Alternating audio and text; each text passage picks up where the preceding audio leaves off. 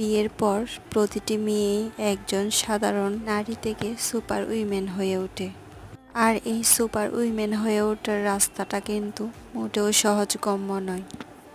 অনেক চড়াই উতরাই পেরিয়ে, অনেক কাঠখড় পুড়িয়ে, ক্ষত বিক্ষত হয়ে আবারও হাসি মুখে সবার সামনে নিজেকে রিপ্রেজেন্ট করতে হয়।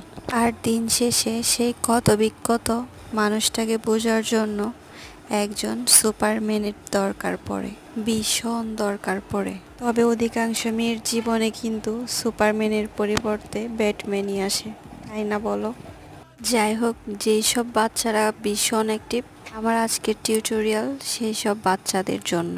তাদেরকে এমন সব কাজ দিয়ে বিজি রাখবা যাতে তাদের ব্রেনও ডেভেলপ হয় এবং তারা কাজটা করেও আনন্দ পায়।